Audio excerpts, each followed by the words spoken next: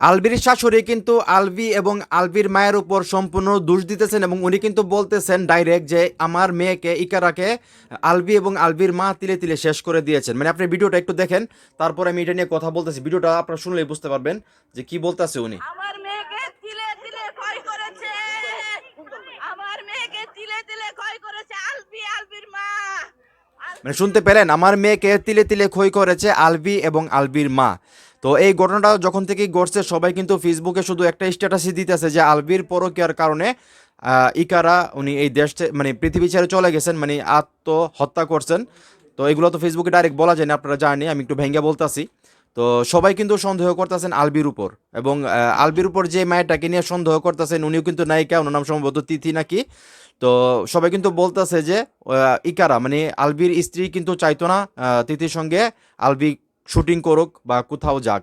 তো 2 দিন ধরে নাকি আসলে আলবি নেপালে আছে, এবং যেটা সন্দেহ করা হচ্ছে তিথির নাকি জন্মদিন, সেই জন্মদিন উপলক্ষে নেপালে তারা প্ল্যানিং করে আসলে সেখানে শ্যুট রাখছে যাতে জন্মদিনটা সেখানে ভালোভাবে তারা পালন করতে পারে।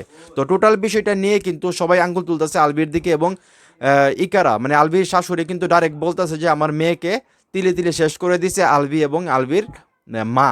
এখন আসলে সত্য ঘটনা কি সেটা তো পুলিশ খুঁজে বের করবে, এবং সবার সন্দেহ কিন্তু আলভির দিকে, এটা সেটা আপনারা সবাই জানেন। সেইখান থেকে আসলে এখন এই মুহূর্তে যারা আমার এই ভিডিও দেখতেছেন, আপনারাও কি মনে করেন যে এই কাজটা আলভি করতে পারে, বা উনি আসলে সত্যি সত্যি কোনো নায়িকার সঙ্গে পরকীয়ায় লিপ্ত আছে, এবং উনি সেই কারণে আসলে আরেকজনের জন্মদিন উদযাপন করার জন্য প্ল্যানিং করে নেপাল গেছে 2 দিনের জন্য শুটিং করার লাগে?